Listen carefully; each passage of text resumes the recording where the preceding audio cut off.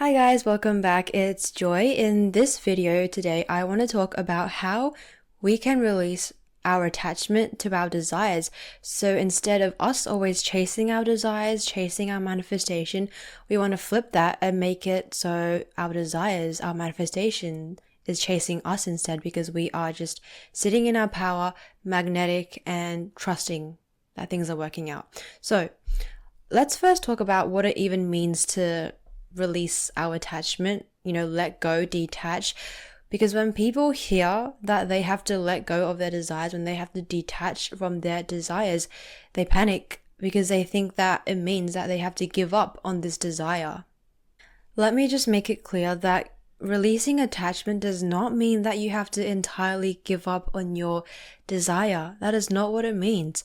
However, it does mean that you have to give up on the fear, the anxiety, the doubt, the overthinking, the anger, the hurt, the sadness that you have surrounding this desire. That's what it means to release your attachment to your desire.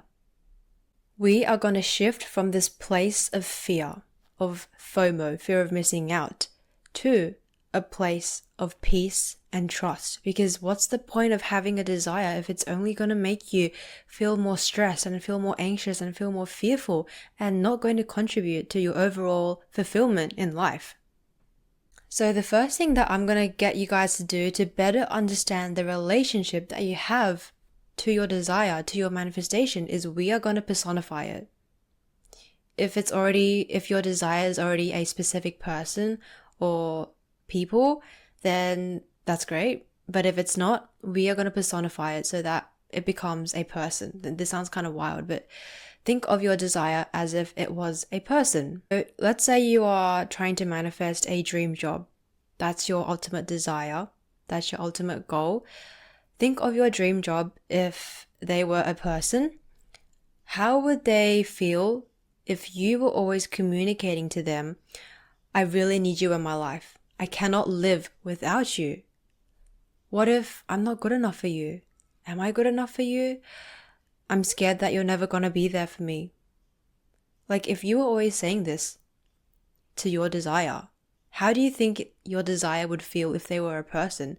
Obviously, they're going to be a little bit taken back because you're so reliant on them and feeling a certain way, and they're going to feel a little icky because they're just here trying to have their space, trying to breathe, but you're all up in their face telling them, energetically communicating that I really need you in my life. You better be there for me. I cannot live without you.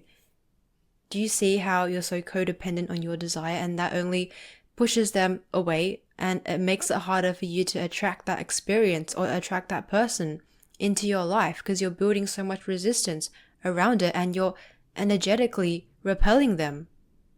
Remember, when you become dependent on someone or something or some circumstance to make you feel better about yourself, you are tapping into the version of yourself that is small and limited and has forgotten that they have the power to feel all those things within them right now on their own. And that's what makes you so powerful, the ability to do that without having prerequisites, without having certain circumstances in place to be able to do that. You are forgetting that you have that power to feel the success, to feel the love, to feel the acknowledgement, to feel the power, to feel empowered within you right now, to feel the love within you right now. And I said this in my very first YouTube video, but all we are ever after when we are trying to manifest something is the feeling at its very core. So, for example, if you're trying to manifest a specific person, the feeling you are actually after here, the real thing that you are after here, is the feeling of being loved, the feeling of being chased, the feeling of knowing that someone out there loves you, the feeling of being worthy. Or even with money or a dream job, the feeling you are after is that feeling of creativity, the feeling of freedom, the feeling of abundance, because you know you are taken care of in life. That's the feeling you are after. And we think that the circumstances will give us these feelings, but the truth is, Yes, it can give you this feeling, but the feeling that it gives you will not last for long if you do not know how to sustain it.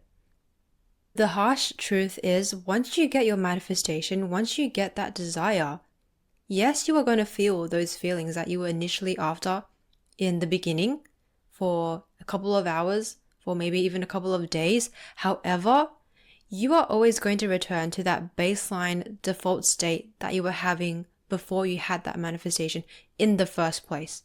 And that's why your manifestation, your desire is not the long-term solution. If you are trying to feel at peace, at trust, at ease with yourself. Because those things can only give you that feeling temporarily. So it is always your responsibility to take control of your internal world so that it is not dictated, it is not dependent, it is not reliant on the outside. Because when it is reliant on the outside circumstances, you become very vulnerable to your emotions, to how you feel. You're not in control. Your mood and your beliefs are going to continuously shift around because they're not rock solid. And it's going to be a very draining process for you to go through. So when you truly understand that nothing outside of you can truly give you what you are after except for yourself, that's when you stop putting so much importance on the outside and your desires and your manifestation, and you go all in on yourself.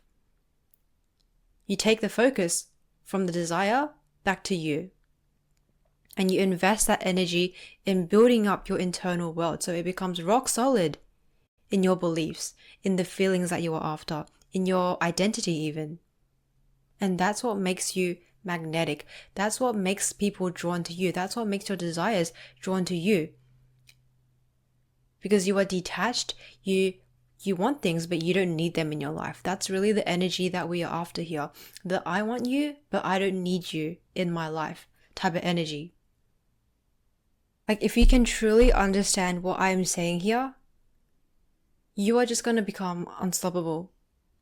And it's not easy to understand this on a deeper level, because when you truly understand something, it just changes you. It changes the way you act. It changes the way you think. It changes the way you do things, because knowledge can truly change you, but you have to be willing enough to accept that knowledge and to understand that knowledge in order for you to change. Which is why I really want you to contemplate the fact that this desire is not going to give me long-lasting feelings of what I want. But only I can do that for myself. And I am responsible for that. It is up to me to seek in myself what I seek in my desire, what I seek in other people, what I seek in outside of me. It is a habit that I have to continuously do until it becomes a natural state of mine. You have to learn how to give yourself what you are looking for in your desire. So I'm going to say it again, but you are the permanent solution to everything in life, not your manifestation, not your desire. Yes, those desires, yes, those manifestations can give you that feeling that you are initially after, momentarily, temporarily, but in the long run, you are the only one that can sustain those feelings, especially if you are trying to live a more fulfilled life. So practically speaking, what can we do to actually release these attachments to our desires and take the energy back to ourselves? You have to prioritize how you feel over the need to see any type of result, any type of manifestation.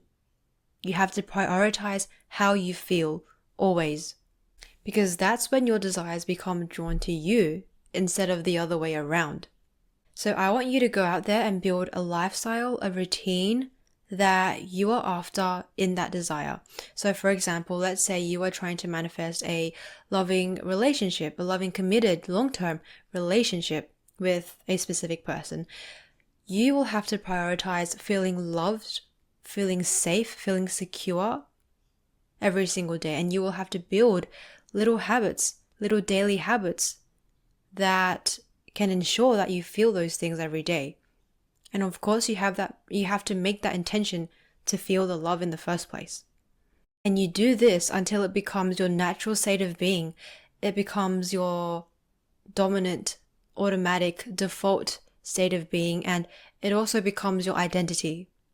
You don't question if people love you or not because you know you are loved. You feel loved every day, so of course you know you are loved.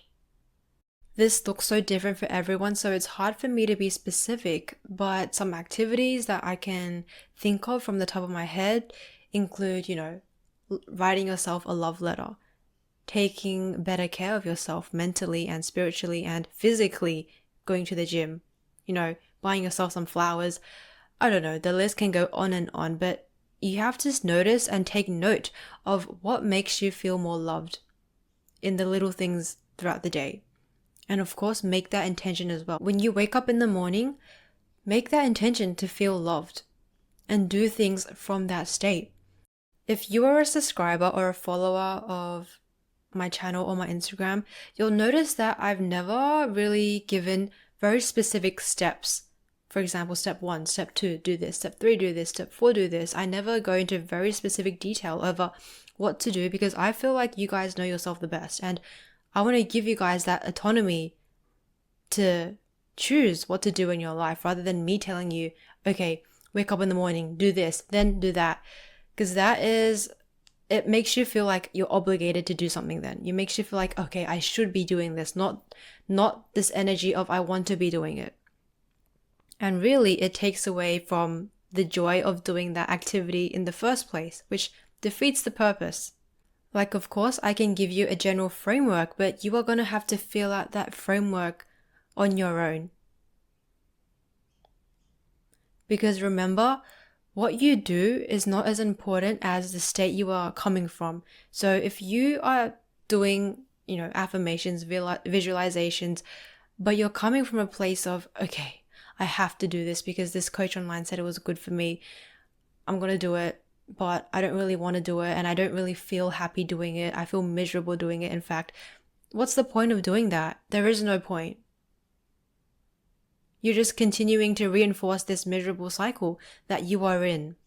So experiment with yourself, get to know yourself better, and notice, what do I do on a day-to-day basis? What can I do on a day-to-day basis that can make me feel a little bit more grounded, a little bit more free, a little bit more abundant, a little bit more peaceful with myself? I also want to touch briefly on the fear of not getting your desire. So right now you probably don't have your desire yet, right? And you're still okay, right? Like, you're still living life, you're still able to enjoy life, you're still able to thrive on your own, even without this desire. Realize that right now in this moment, even without your desire, you are okay as you are right now. And my question for you guys is, are you going to continue to fear losing the desire once you get it? Are you going to continue being led by fear? Because that is a very draining thing to go through, to be always consumed by the fear of, oh, what if I don't get it? And then when you do have it, it's like, oh, what if I lose it? What if it doesn't stay with me for long? Because you see, there's always something that you can be scared about. In life, the list is endless. The things that you can fear is endless. But the choice in whether you want to be consumed by this fear, whether you want to be led by this fear, is up to you. And I want to make it clear that it is okay to have fears. It is okay to have things that maybe give you a little bit of anxiety. That's all normal. That's all human.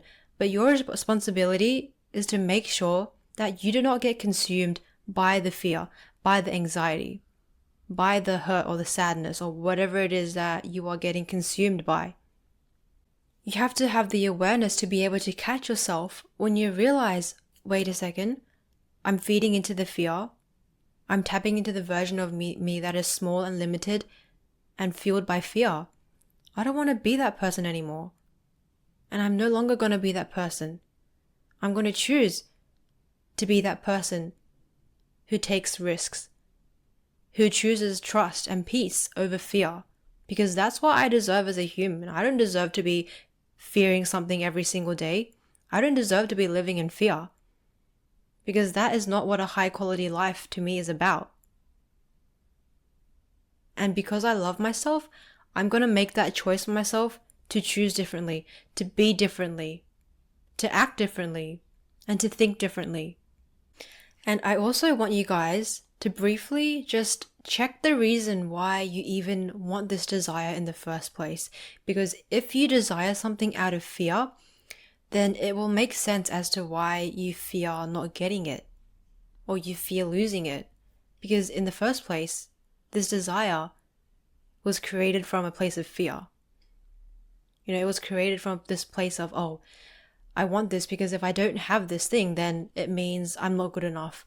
I want this because if I don't have it, it means that I suck or I'm unlovable, I'm not worthy. Whatever stories you are creating around not having this desire, you need to let those go as well.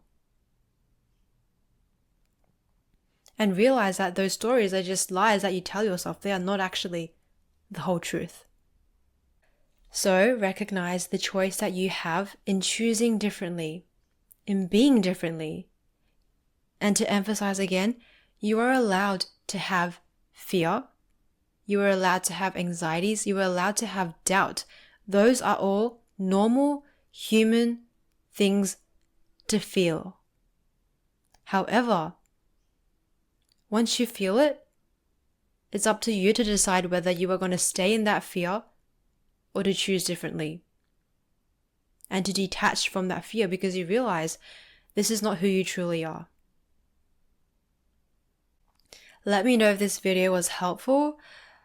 And yeah, I'd love to hear your thoughts. I'd love to hear any feedback, any breakthroughs, any new realizations that you had throughout this video.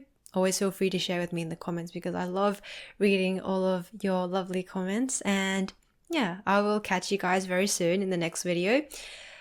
So yeah, take care. Bye-bye.